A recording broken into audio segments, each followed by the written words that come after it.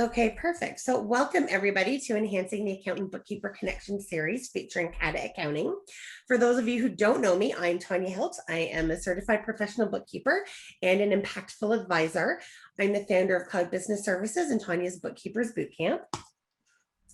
Little bit about me or about some of my recent accolades. So I'm not going to go through all of these. You can certainly read them yourselves, but I am the Insightful Accountant Top Canadian ProAdvisor for 2020. One of the top 100 ProAdvisors for Insightful Accountant for 2018, 19, 20, CPD Canada's Professional Leader of the Year for 2019. And of course, many of you know me as the Intuit Global Firm of the Future for 2018. And the reigning, because there's been no more Firm of the Futures, I guess I just broke the mold on that. Anyway, and I'm also a Futurepreneur Canada Volunteer Mentor and a member of the Intuit Trainer Writer Network. So here's a new slide that I've added in just specifically for today. So I am newly graduated into be a level 5 certified advisor through the Mentor Plus program that was taught to me or executed by Miss Jeannie Whitehouse, who was on the call here. Yay! And I'm working towards my AIA, which is going to be an accredited impactful advisor, which is also through Jeannie's program. And the knowledge that I've learned through going through her program, the Mentor Plus program through her, has enabled me to launch my own AAA program. So my AAA program stands for Answers, Advice, and Accountability. So it is a form of coaching, but it's my version of it essentially. And it's helping me make a difference on offering true advisory services using the amazing tools and guidance from Jeannie's program and from Jeannie herself towards SMBs and as well as accounting professionals. So it's kind of like a step above Bootcamp for anybody who's kind of wondering. So it's soft launch, but we'll be doing a hard launch in the fall for that. And that is it for me. So this webinar will be submitted for CPD credits through CPD Canada. There will be 2 polls that must be answered in order to qualify for the credits, and a recording of the webinar will be emailed within 2 days, and certificates for the credits will be emailed within 2 weeks of receiving approvals. And a little bit about KATA Accounting. So I've been collaborating with Jonathan and his team for a number of years. We've got multiple mutual clients. What I love about Jonathan is he works in QBO, so he understands it, which is very different than some accountants. They work in it on a bookkeeping level as well as an accountant level. They're very good with attention to detail and outstanding customer service. And that's all I have to say about that. So I'm going to let you take it away, Jonathan. I'm going to stop sharing my screen. And you can start sharing yours. Thanks, Tanya. All right, let me get this shared up here. All right, so just a couple quick things about me. I'm the founder of KATA Accounting Solutions Professional Corporation. I was a member of the inaugural Intuit Accountants Council with a long-standing relationship with Intuit. And speaking of which, actually, Tanya, I have to speak to you later about something about that.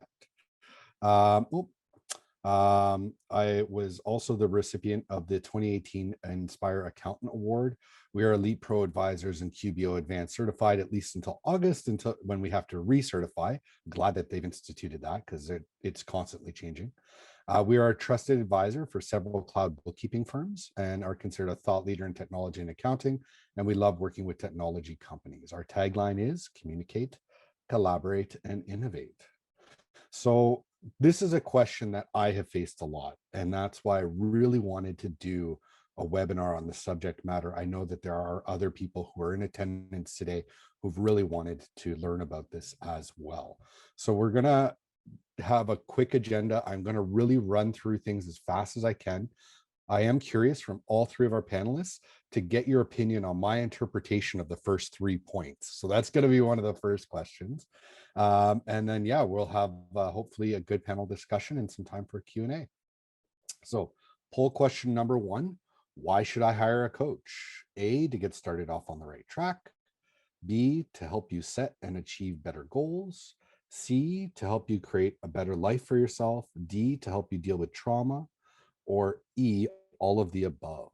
So reminder, all panelists have to answer this in order to qualify for the CEC. Yes, all attendees. The panelists, unfortunately, we don't qualify. Sorry, not panelists. That's okay. Yeah, and sorry, there was a little bit of a delay. I don't know. I clicked the wrong button and I had too many screens open, so I lost the screen. So sorry for the delay in getting it up. So again, you must answer both questions in order to receive the CPD credits once approved. So we've got 14 of 19. We're still just waiting on a couple more people. So we'll give maybe 5 more seconds. So we'll do a countdown. 5, 4, 3, 2, 1. And we'll end the polling. Oh, good. Last one got in just in time. Perfect. So here's the results. Yeah, and that is really the question, or the result that I expected. I've encountered a pile of different coaches who work in a variety of different ways, and they can help in a lot of ways. In fact, my first coach was a psychologist that really helped me understand some of my behaviors and my line of thinking, and helped me change my mindset to grow. And that was back in 2015. So they definitely helped. Okay. So why hire a coach? We know all high performers work with coaches at some point in their careers, from professional athletes like Kobe to, people like Eric Schmidt, who's the chairman of Alphabet, who's also, probably better known as Google. And you can see from this list that there are definitely some big names who believe in working with coaches. I think the biggest reason to work with a coach is to help bring your game up, to bring your level up. You tend to perform to your group that you're working with. So if you're working with a lower level, you'll drop down your performance, and a coach helps bring that up, I think. So these are some of the things that I've seen is my opinion about what coaches do. And again, I'm very interested to hear from the panel about what they think about my ideas here, because everybody on the panel is a professional and I am not. So a coach can help you deal with problems, maybe ones you're unaware of having, help you unmask those problems and get you to work towards developing your own solutions to them. I find one of the most ineffective types of coaches out there are the ones who are just like, here's the way, this is the only way. There's no variance on this way, because that way might have worked very well for them, their past customers, but it doesn't necessarily work best for everybody. Coach can help you set smart goals, stretch beyond what you think is possible, and achieve those goals. I know that there are some fantastic success stories from everybody on the panel, I'm sure. Coach will ask questions, listen and reflect upon what they hear, and challenge you to think in new and different ways. And they won't necessarily solve your problems, but help you come up with the solutions on your own. There are a lot of different coaches, and I think shopping for a coach is very, very important. It's definitely not a place where you want to price shop, because have been a ton of coaches, just like bookkeepers, who popped up over the pandemic and gone into it with very little experience or credentials. So just some things to think about before hiring a coach is, the number one thing is why. What's your goal? What are you trying to achieve by working with a coach? What kind of coach do you need? Is it related to mindset, to marketing, to something specific, maybe workflow automation or compliance and operations with some regulatory body? How much time do you have to work with a coach? And have you scheduled time to execute on the recommendations and the solutions that you come up with while working with your coach? And finally, what is your budget to hire a coach? This is not a place to go in blind. A good coach is not cheap. There are a lot of people out there who will, race to the bottom on pricing, but you're probably getting what you pay for. And the biggest price you're going to pay is on. So some introductions here.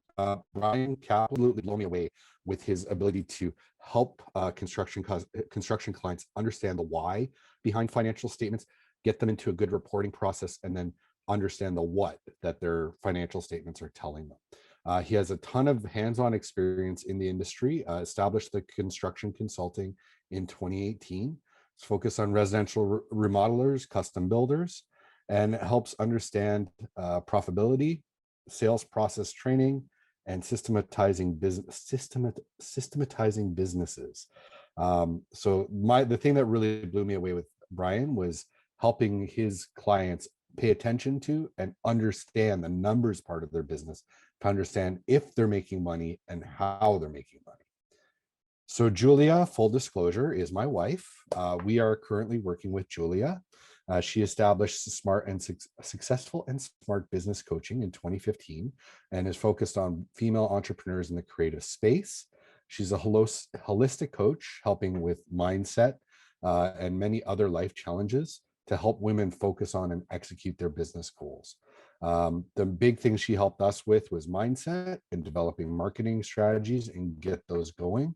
And developing the right skill sets is also an area where she's very good at helping customers along. So she helped us with some of our automation in our marketing, and it's been good. And we're still have a couple hours, but it's been very successful as far as we're concerned so far. So Jeannie, I don't even know if I should introduce Jeannie.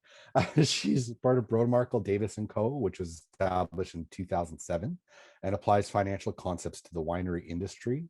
She's a favorite speaker of the accounting industry events. I've seen her speak a couple times, and whenever I see her on the agenda, I try and attend because I know I'm going to get some golden nuggets. She helps wineries understand their business activities and how they relate to the bottom line.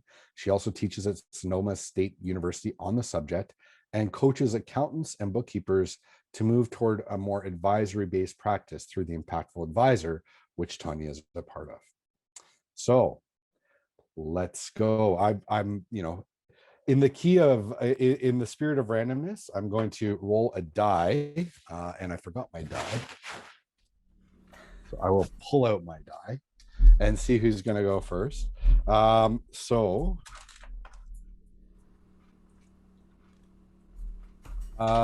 go with Jeannie. Would you give us a brief introduction of yourself? I think you covered it pretty well, Jonathan. I really appreciate the kind words. So, I live in Napa Valley, California. I moved here from Atlanta, so I'm not from around here, y'all. I'm a speaker, and my mission is to get accountants to do better work, to do more value-added service for clients, and to make the numbers and the information that we deliver something that matters, that's relevant, that can change lives and help companies achieve their goals. So that's what I do. Wrote books, and I speak all the time about this stuff. And I have a coach that changed my life during COVID. So we'll talk about that some more. Awesome. How about you, Julia? Yes, hi. Thank you so much for this opportunity. I'm Julia Castillo Carter, a holistic business coach for women entrepreneurs in the creative space. So I help them create six-figure businesses through micro shifts in thoughts and actions that allow a less overwhelming method to accomplishing their goals. I've been doing this work since January of 2015. And before that, I spent 7 years working for Canada Revenue Agency, and I worked directly with small businesses. And 10 years prior to that in sales, marketing, and process development with Fortune 500 companies. I'm in a little township called Romera. It's got 9,500 people, and I live here with my husband and our dog. Brian, take it away. Hey, I'm Brian Kaplan. I am a residential construction business coach. There's lots of different names there. I started in the industry back in 1999, kind of fell into it and learned a very hard lesson in several of them along the way. And so one of my main sort of goals is to try to help make sense of a very complicated and very challenging industry that people find themselves in. A lot of us fall in as carpenters or as electricians or plumbers or what have you, and don't really have any business training, don't have any business experience. You know, for most of us, we all went through school with no financial training either. And that's something that's really a travesty because the younger generations really don't know what they don't know. And they get into this workforce and have a real challenging time understanding how to be profitable and how to run a business properly. So, you know, and I appreciate the kind words as well, Jonathan. You know, and that's one of the main missions I have. Both my parents are accountants. And so I have that sort of numbers background. And I really do try to extend that to the people that I work with to help them make sense of, you know, all that hard effort that they're putting in to make sure that they profit as they deserve. Excellent. Let's go back around. I have kind of a two-part question. First, why should one consider getting a coach? And part two is, when is the right time to get a coach? So Brian, can we start with you and we'll just go in the reverse order? Sure. Sorry. The first question was, apologize. Why should one consider getting a coach? Yeah. Think about who you work with and why. Yeah, it's a great question. And I think, look, I've written on this topic as well, as you know, and all of the greats out there have worked with coaches. And I think a big thing that I can say for myself, but everybody that I've worked with, is that we are a product of our own perspective as humans. And it's very hard for us to step outside of ourselves and actually really be objective and unbiased and really understand exactly what's happening. And generally speaking, as a human population, we are always in the way of our own success. And so a coach can really help you reflect that and help you see where you're standing in the way. Jonathan, you mentioned, not necessarily just solving problems for people. So I always like to say that, I try to teach people to fish as opposed to fishing for them. And that's really the reality of coaching is, there's a lot of consultants out there that will do, and even though my name is construction consulting, there is some consulting component to what I do, but a lot of it is coaching and a lot of it is reflecting. And the other two words I hear a lot is sounding board. I think especially for people in the group of, the niche that I serve, a lot of people need confidence as business owners. And I think this extends to any industry really. People need to know that the path that they're going down is potentially the right one, or what they should be aware of, and they need to be able to bounce ideas off of somebody. And I can speak, confidently for my sector of what I do, in that many of the construction business owners I work with don't really have that sounding board with people in their region. I live in Toronto, and there's a lot of professional remodelers and custom home builders here, but when they chat, they don't really share those deep insight secrets. And that's really where the sounding board component of coaching comes in. So there's a bunch of little facets in there, and I could go on and on and on, but I'll let somebody else share some thoughts too. All right, let's go back around. How about Julia? Why should one consider getting a coach, and when is the right time to get a coach? That's a really awesome question. So this is my response. If you feel stuck, you need a coach. If you feel you could expand or grow and you're not sure how, you need a coach. If you find yourself repeating patterns, or if people keep saying the same thing and it's not a positive thing, you need a coach. When it's a great time to get a coach, this is the thing. When we face any kind of threat, and when you're in business or thinking of business or starting a business, you're going to have micro threats that take place a lot. The left side of the brain is engineered to shut down. That's where the rational, logical, that's what really would help you come up with a solution. And so where a coach comes in is, it's better if a coach comes in before you meet your problem, so that you can proactively make your steps toward your path and know how to deal with the resistance and the obstacles and the natural things that happen when you're on a journey.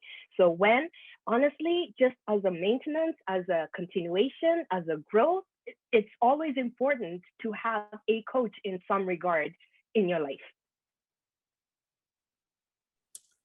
Okay, thank you very much, Julia. Jeannie, how about you?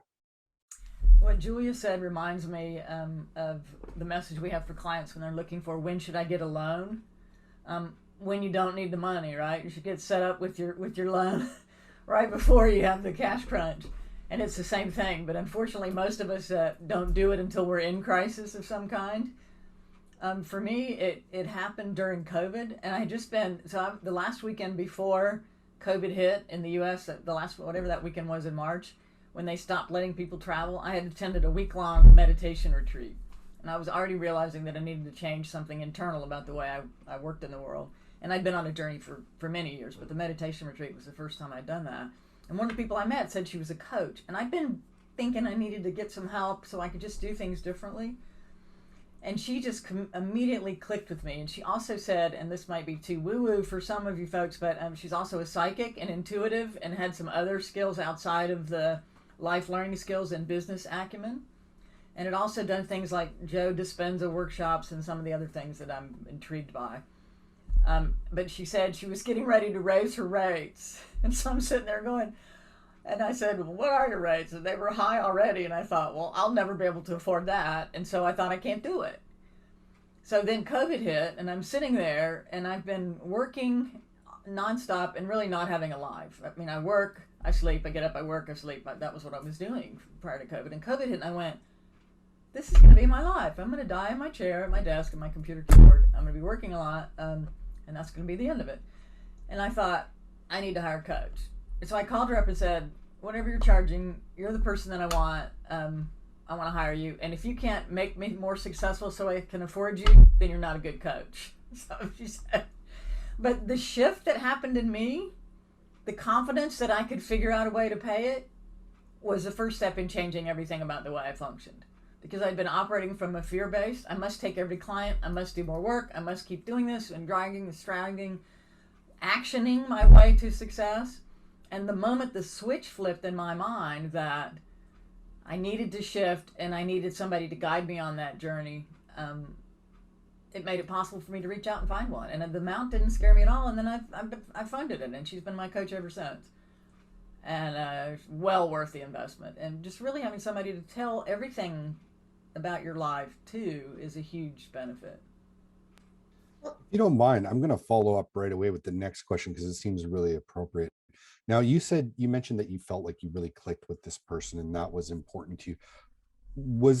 Is that a big consideration for you? Is that something that most people should consider? What should one consider before getting a coach? I know I talked a little bit about budgeting time and budgeting money, but I definitely think there's a lot more intangibles or like where you are at this time that comes into play. So I'd love to hear everybody's thoughts. Jeannie, do you want to tell us why did you pick that person? Yeah, and one of the things that I've discovered over the years is that a lot of people are calling themselves coaches. I was at some sort of a networking meeting and somebody said she was a life coach, and then she started talking about she lived in a trailer park. I thought, well, I guess there's somebody you can coach, but I don't think I want somebody who themselves has not established success in some measure, the way that we measure things traditionally in the world. And what makes you a coach? And so I think we have to be careful about what it is we need in terms of advice, but we want somebody who's a level above us, I think. I mean, in some aspect of their lives, and pretty much everybody in the world is a level above me, so it's not that hard. But we want something that we can strive for, somebody who sets a bar that elevates us. And what I was looking for was a connection between the technical aspects of running a business and the emotional, heart-centric stuff, which is what I've been trying to figure out how to integrate that more into the work that I do. And so having that extra bent, that intuitive psychic aspect helped. But she was also just really engaging. She was open. It was somebody I immediately trusted. It didn't matter where she was or any of that stuff. So we had a question come in earlier, did it need to be in the same country? Well, if you're getting a coach to help you on tax considerations of building a business, then yes. But if you're trying to change your life and you want to work on all aspects of what you're doing, including things like setting budgets, etc., I don't think the location necessarily matters, but it really depends on what kind of help you're looking to have or what kind of support you want as to what you're looking for in the coach. This person was the first person that I've ever met who said they did that just clicked. There was just like an alignment around the business sense and then this other, to me, more important stuff, the heart, mind centered stuff. But I think you have to make a really personal decision because you're going to share stuff that you probably don't share with anybody else. And I'd just like to take a moment and just throw my thoughts in there that, Jonathan, you said at the beginning, everybody needs a coach. My coach has a coach, right? So, and that's exactly it. I just thought that was really interesting to point out. Jeannie's my coach. She's very well known in the industry, very well respected, but yet she also has a coach. So just, adds credence to that. And as we talked about one Friday afternoon, there are people who influence you in your life. They might not carry the label coach or be hired professionally as a coach, but those influences you have to watch. They could be very positive. They could be very negative as well. Julia, what are your thoughts on what one should consider before hiring a coach? I really love the story that we heard before about that energetic alignment where what the person was saying and who they were just clicked and really matched really well. For me, I would say really consider who you are, where you are, what you are, and what you need. If you are someone who, you just need the strategy and that's what you need, then find someone who thinks like that, someone who achieves results using the way you think, the way you are, because you're going to have to feel safe, to play out loud. So get really, really good at being smart about who you are, and then use that as your starting point for, okay, now what do I need? Now where can I get that? Or what direction should I be looking at for that? Excellent, thanks. Brian, what are your thoughts on the idea? I think there's some great points that Jeannie and Julia both shared, and Tanya as well. And I think, you know, to follow up Tanya's comment, I have a coach as well. So I'm a coach for, you know, dozens of people, but I also have a coach, and I recognize that, you know, some point last year that, you know, I was just shouldering a lot of burden type of thing, and I needed to offload some of that energy. And as a coach, there's energy taking and energy giving, and that relates to also the clients that you work with. So some, you know, we have, as coaches, we have an enjoyment level that we would, you know, and this is an important thing for all the coaches to like think about, is like, how much do you enjoy working with certain clients, right? And really get clear on rating them. Like as a remodeler or custom home builder, I would put a score to every prospective lead that came in. I would rate people based on what I thought it was going to be in terms of fit. And it's the same thing with the clients that I have now coaching. So I think that's I love that you brought that up, Tana, because I think it's a really important thing to really think about, is like, yeah, hey, I've got a coach as well.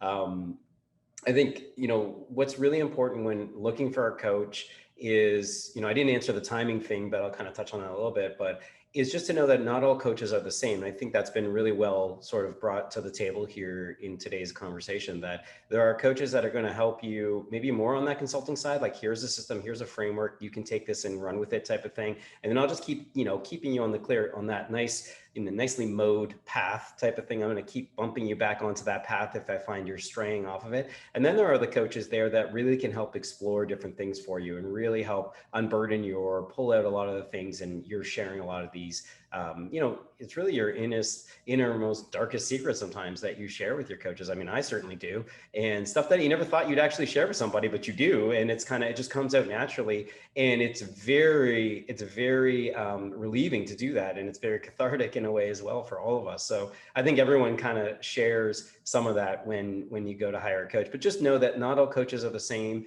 You know, yeah, there's no question. There's, you know, tons of coaches that have popped up over the past 15 months with COVID for sure, but that trend was already happening, is the reality. And there's a lot of life coaches out there, you know, not to pick on that sector at all, but just to say that there are a lot of people out there. So I think, you know, what Jeannie said about, where the question was raised, like, do you have to have that connection with somebody?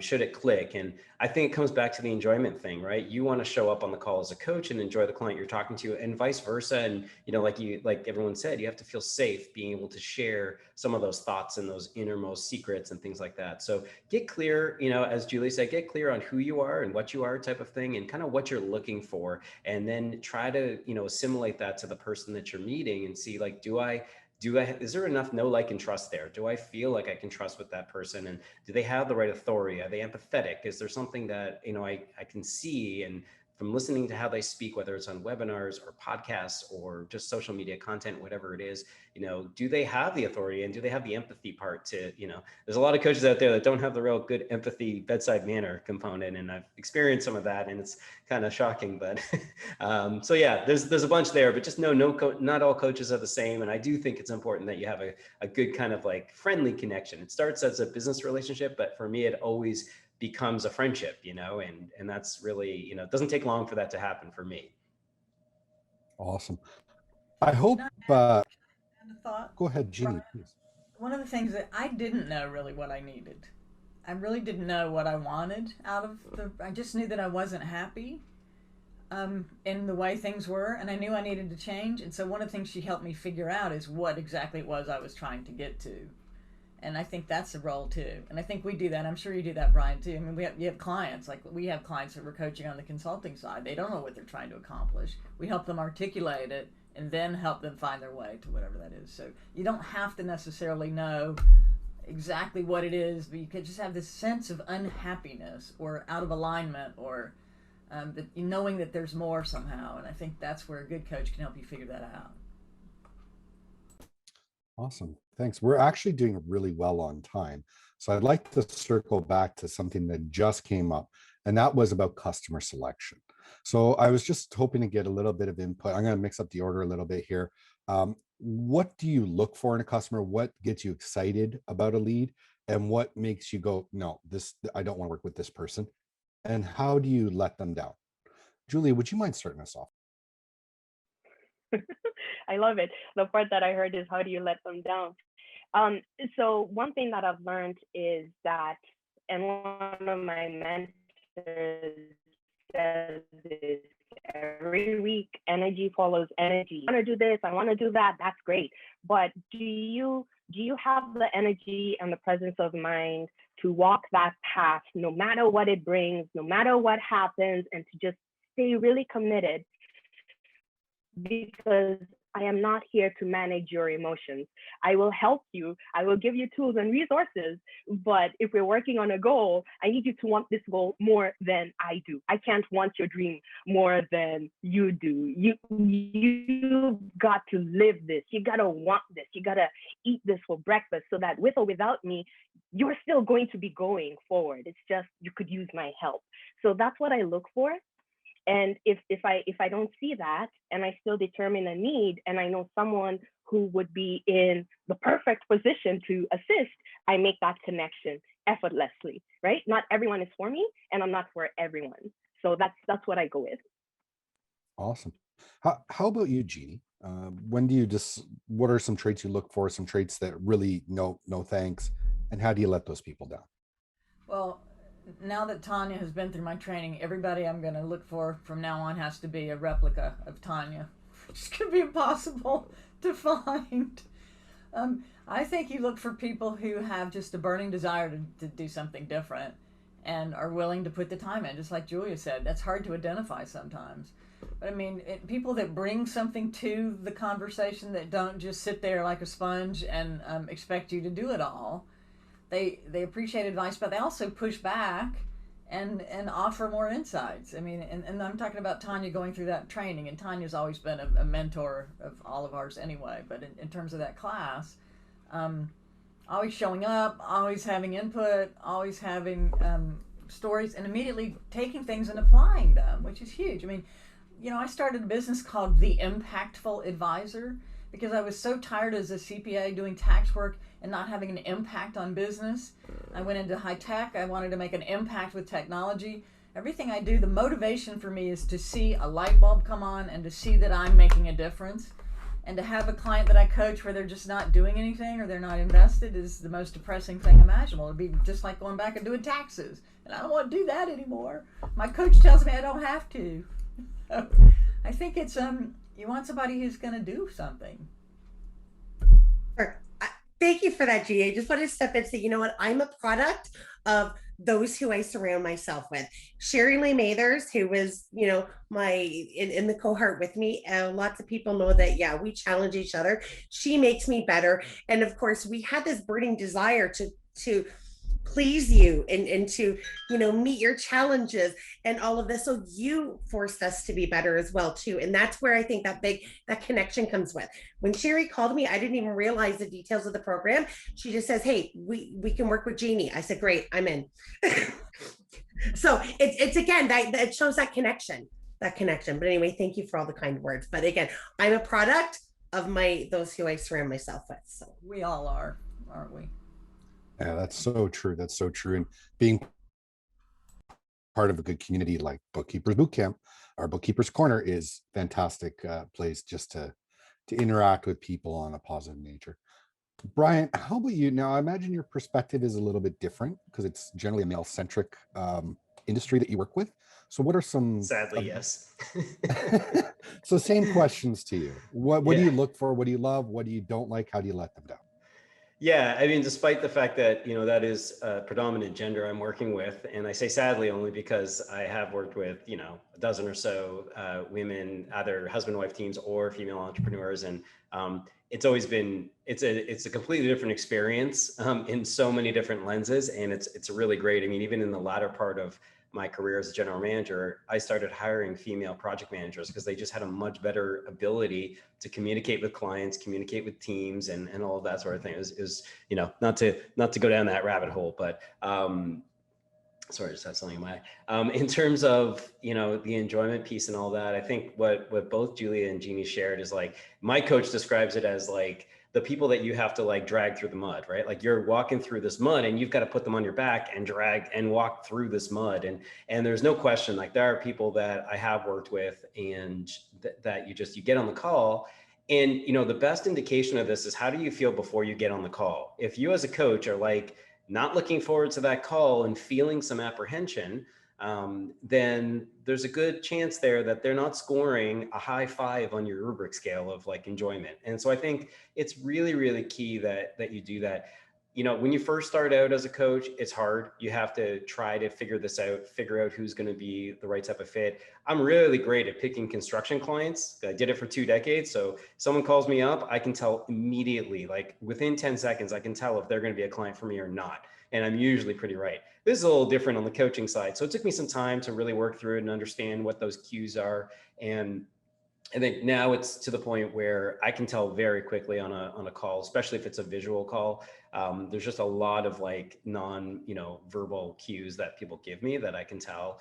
But both Julie and Jeannie are right. Like when you're on a call and you're putting out a lot of energy, and there's just like someone on the other side just kind of nodding and not really doing anything, and then you show up the next week or 2 weeks later or a month later, whatever your cadence of coaching is, and nothing's really moved forward, and they just want to talk about the next thing.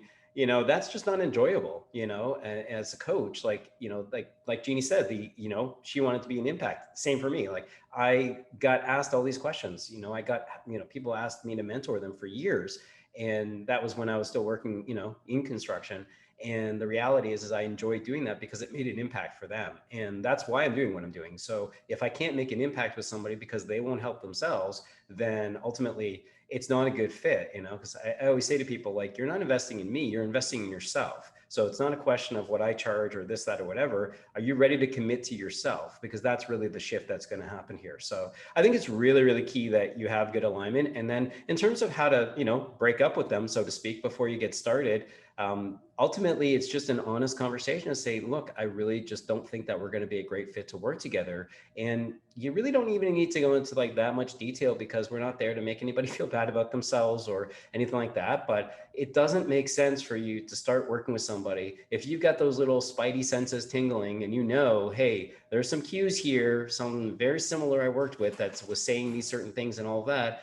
Ultimately, it's just not a good fit. So you're better off to kind of stop that investment before you actually jump in. And I always try to give people a solution. So if there happens to be somebody else I know in the space that I can share a contact with, great, or another resource perhaps that another place where they could potentially find somebody, that's great. I try to always give people a solution, but that solution doesn't have to be you, which is I think the big thing. And as Jeannie said, when you first open the doors, it's like, come on in, anybody and everybody, right? I'll work with anybody. And then slowly you learn you can't do that, because just like I would tell construction people, you can't do all jobs for all people. Same sort of thing with the coaching business.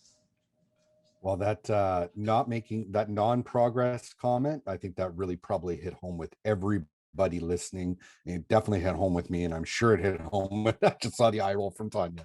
So yeah, definitely.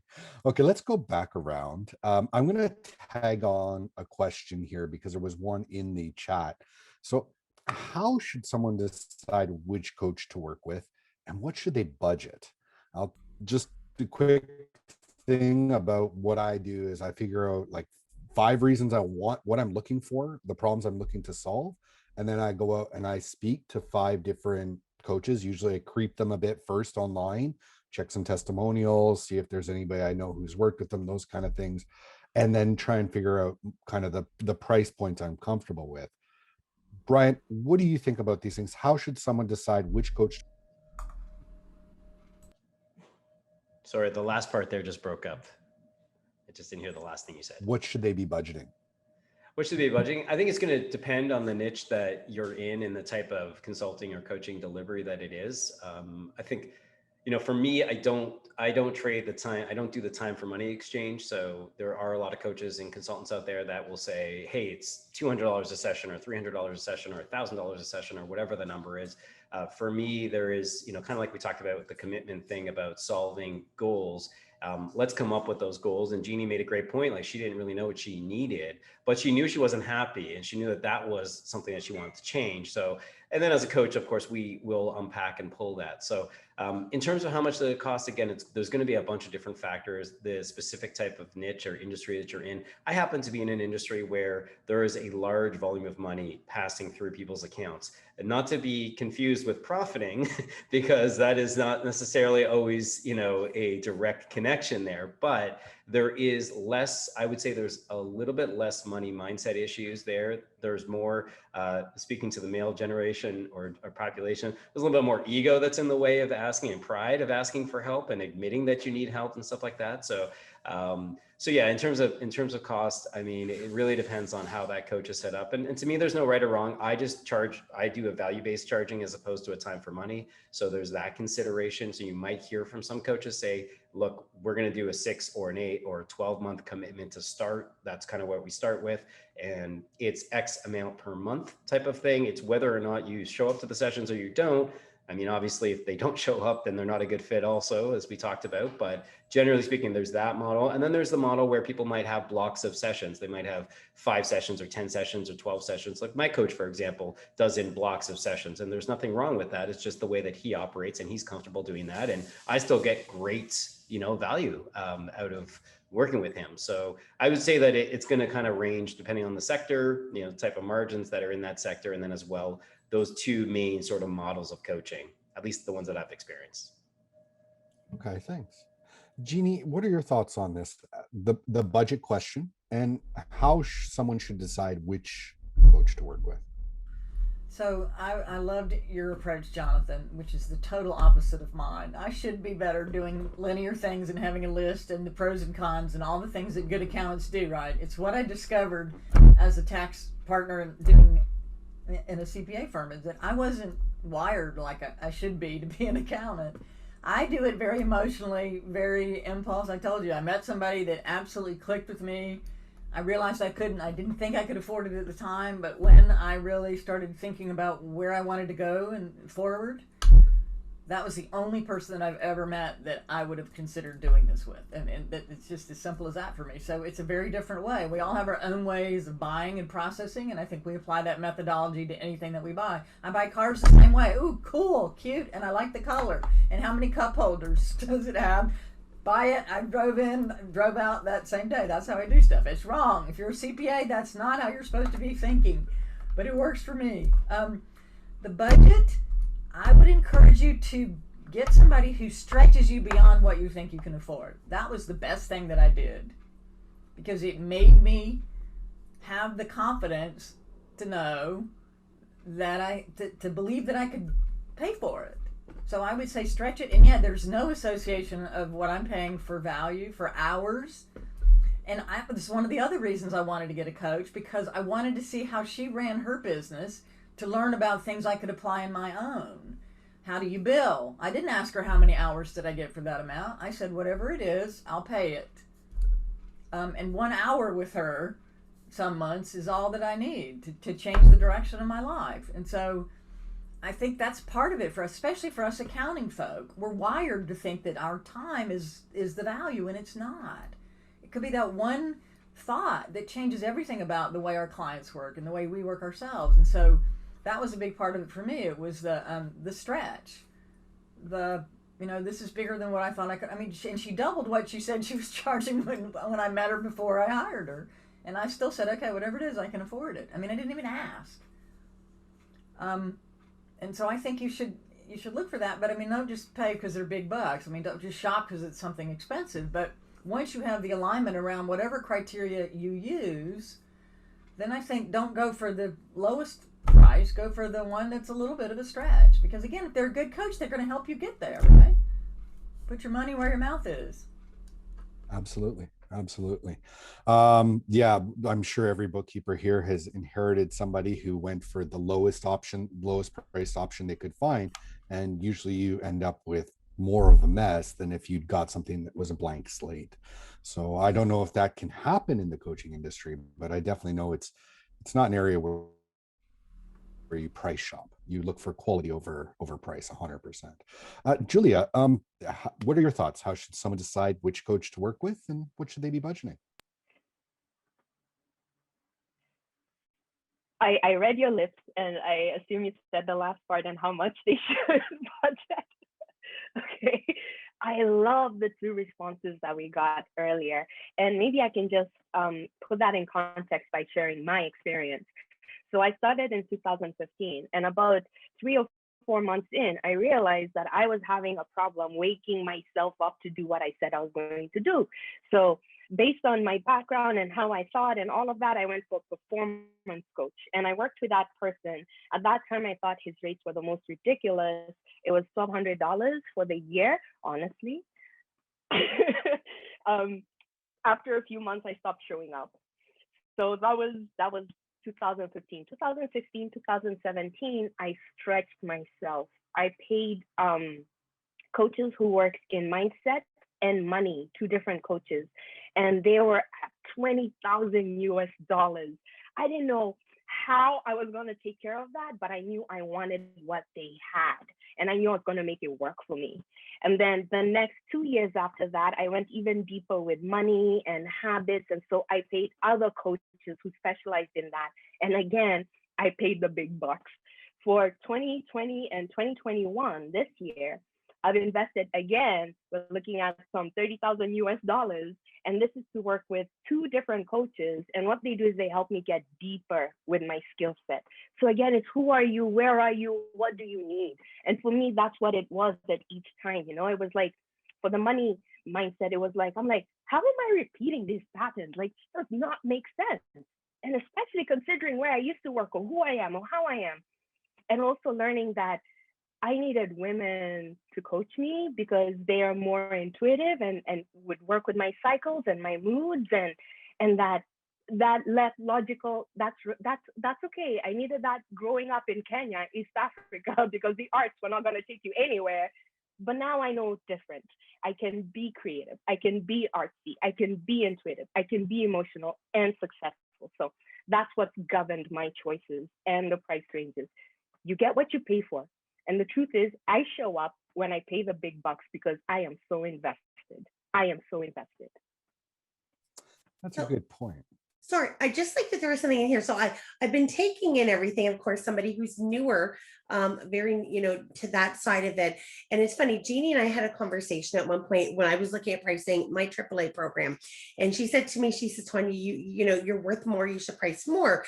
One thing that, again, I put in just kind of a bit of a devil's advocate or a different spin is my response to her was, I feel that, yes, I can charge more. I know my value is more, but I don't want to price myself out of those people that I want to help. So I've priced myself. I want to deal with small people who are struggling to help make a difference to the small business. So I've tried to price myself where I feel is maybe a bit of a stretch for them. Maybe it's not. I'm still working with that. And like I say, it's not even officially launched yet. And I'm working with 7 people, but I'm trying to price it there. But again, I figure if I priced myself double that it would be too much out of their reach. And those people that could afford me are people that I don't want to deal with. So just another kind of aspect on there, but I'm listening to everything you guys are saying. And I'm like, maybe, but don't worry. I know there's a few people on the call I'm working with. It's not changing for you guys. Don't worry.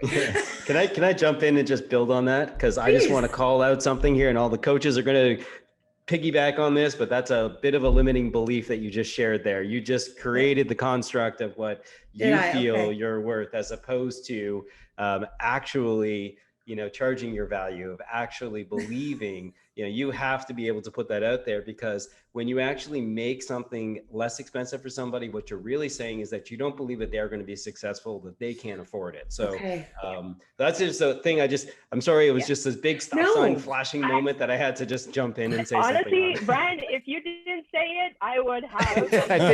I figured someone was going to jump on it. We were all going to jump in there, but I also service. Yeah, it's a service. What would be of service to them? Is charging lower prices of service to them? What would be of service to them? Are we leading with a struggle? Or are we leading with a strength? Are we leading with the possibilities and what can happen? Or are we leading with the limitations and what is and what will always be? What intention, what energy are we starting out with?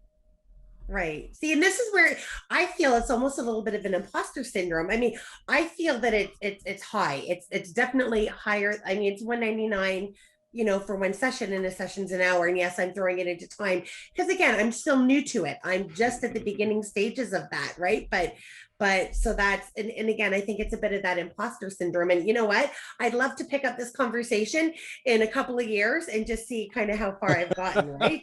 It's a date. It's a date. think, All right. As I shared, I didn't think I could afford this coach. And my mental shift in going, I'm going to pay twice what I didn't think I could even afford, was as much of the value of signing up, even if she never said a word, as everything that happened after that. But also, Tanya, I agree. I mean, I want to help people, and I would give it away if I could for people that are desperately in need of it. So what I do, which is something that you can do, first of all, I want to set the price high enough so that they yearn for it, so that they're motivated to try to be able to afford the service. But secondly, if they truly want it and can't afford it, I always say, contact me if the price is a barrier, and then I'll work it out. So, I have the same, I know we all want to help people, especially people who need it, especially, like Julia said, the people who are in stress or in crisis and didn't sign up before that. We want to be able to help it, but we also know that part of that is making them vision bigger than where they are, setting that bar for themselves up way higher than they normally would put it. So, and you're just such a kind human, Tanya, that I know. But you're also working yourself to death, I think. And there's still room for you to really see, and for all the people in the world to not have imposter syndrome.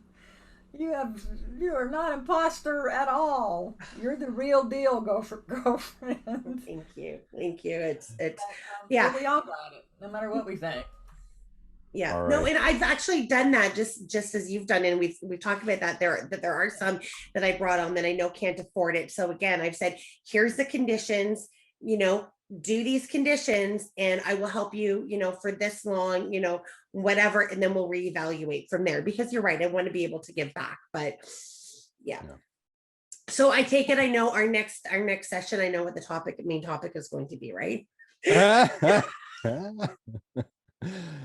Okay. I do want to push this a bit forward. I was hoping to open up for questions. The LinkedIn links are up on the screen. They should be shared. Everybody should be able to see them. By all means, go and connect with these fabulous coaches. And, maybe this is how networking works, right? Maybe I've already seen a couple questions for Brian about the types of customers he works with. And I'm sure that, offline people might feel more comfortable messaging in LinkedIn, things like that. So these slides will be shared with the recording. So if you didn't catch it, don't worry about it. You'll be able to pick it up. Yes, and all of the links will be sent out as well too, not just the slides. Awesome. And we do have to complete our next CPD question. So what is the most important consideration when hiring a coach? A, knowing your budget, both in time and money. B, checking the references and qualifications. C, knowing what you want to get out of the experience. D, A and B, or E, all of the above. Perfect. So we'll leave this open for voting. I actually just wanted to say that too, when Sherry contacted me about Jeannie, like Jeannie did with hers, I didn't even question the price. I'm just like, okay, whatever it is. I know she's worth it. Blank check. Here you go. So yes, it's. I've loved you since the moment we first met several years ago in San Jose, Jeannie. And it's you, it's your personality. And again, that's where you click, you look for that person, right? So yeah. And I know there's been a few questions. So as Brian, I've seen you answering questions in there. I've answered a few. So thank you for those who've answered them. If anybody's looking, it's just under the answer in the Q&A tab. And if there's any other questions, feel free to pop them in now. Get them in now. Exactly. Get them in. So we've got 3 people that haven't voted. So we'll give it a 5 seconds. So 5, 4, 3, 2, 1. Polling is ended, and here are the results. All right. Let's ask the coaches. What do you think? Is this the right answer?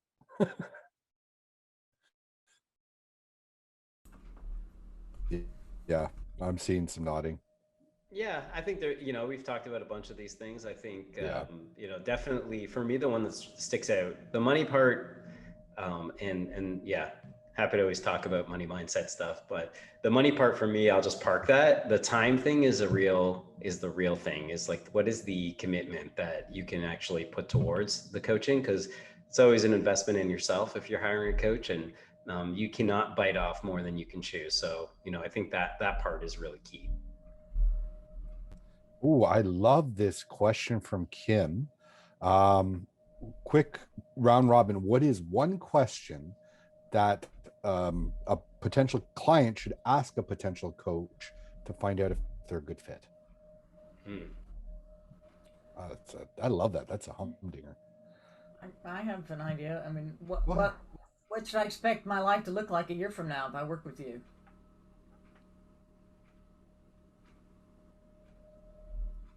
Yeah, that's a great one.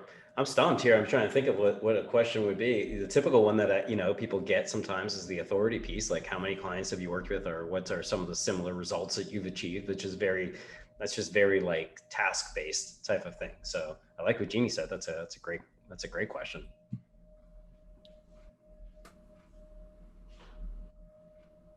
Yeah, I'd have to agree with what Brian and Jeannie said.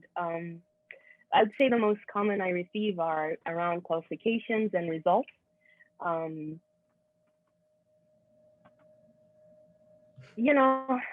would say just ask for realistic, like, this sounds really good, but what am I looking at? What am I going to face? Like, just give it to me. Like, what's going to happen here? I would say having that understanding would be fruitful. Awesome.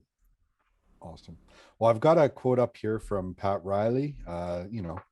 People might know who he is, and I really like this quote with regards to coaching. So we do have another question about how do you fire a coach that is not a good fit? And I'm going to extend that one and say, how do you know when a coach is not a good fit? I'll jump in first, and I'll just say that much like the before you hire a client, like as a coach, before I would bring on a client, if I feel like it's not a good fit or something's changed and it's not working, it's an open and honest conversation. I know that can be very uncomfortable. Any of the clients that I've worked with I've worked with some clients for over 2 years, and at a certain point, they're like, they either want to change the cadence of how we're meeting, or they might want to pause, or they might want to say, I've kind of gotten to this place now, and we're going to go do this now, kind of thing. And I think you just have to have that open conversation. And I know it can be really, really difficult. Think about it less as firing, and just that you've grown. Like, the reason you go to a coach is to grow, and you might grow to a place where that pain isn't as bright anymore, and you've got the skills and some tools in your toolkit that are now going to help you, your next journey. And it doesn't have to be this lifelong type of sort of experience. I mean, it's great if it is, but I think just knowing that it's all about growth, and it's less about firing, it's more about moving to a different place. You're a different person than when you first met that person. I agree with that. It's only happened once for me, and I work with many coaches and mentors any given year. I so believe in the power of coaching, hands down. And what happened in my situation is that we were circling. I had a resistance and a block that I didn't even know and could not identify. And my coach at that time was unable or unwilling, or herself could not see where I was. And so it was just this dead end where I felt like I need someone to be brutally, courageously honest with me. And so that's when I moved away, paid the bigger bucks, and got that brutal honesty. But that's what I needed. I didn't need safe. I needed that Julia, Come on. Other than that, again, it's just progression. You're done with this, you move on to the next thing. It's okay. It's just progression. And we coaches don't take it personally if we do the inner work. It just is. Okay. Did you have anything you wanted to hop in on the subject, Jeannie, or I think it's covered? I just agree with Julia. I think we don't want them to say what they think we want them to say. We want them to say what we need to hear, and I think that's a big attribute to look for. Yep. Okay. Awesome. Awesome. Well, I want to be respectful of everyone's time. We have come a little bit over time. Thank you so much. Thank you so much, all of you, for coming and being a part of our panel, and sharing your wisdom and your insight into this. And hopefully some people will connect on LinkedIn, and further conversations will continue. Yeah, we just have a thank you coming in on the Q&A. So yeah, of course, Carol, thank you, everybody. And yeah. Shall we wrap? Yeah, and thank you, everybody. And if there's any other information that you want shared, either Brian, Jeannie, or Julia, just get that to me today or to Jonathan, and I'll make sure that that's all included in the email out to everybody. And of course, like Jeannie, I've already got your website information, so I'll make sure it's all in there. We actually did a profile page on each of you, so Tanya can have those, and that'll have some of the information. So awesome. Well, thank you very much, everybody. Yes, thank you, everybody. A great way to end the season of the Bookkeepers Bootcamp webinars. I know we're going to come back in September, I believe. Correct, Tanya? Yes, we paused for July and August. So we're always looking for ideas. If anyone has ideas, get them to me or get them to Tanya, and we'll make them happen. So thank you, Jonathan, for organizing all of this and keeping us straight. And thank you so much, Tanya. Oh, no, and thank you so much, Jeannie, Julia, and Brian. It was absolutely great information, for sure. Thank you so much. Thanks very much. Thank you all. Thanks, everyone. Take care. Bye. Bye.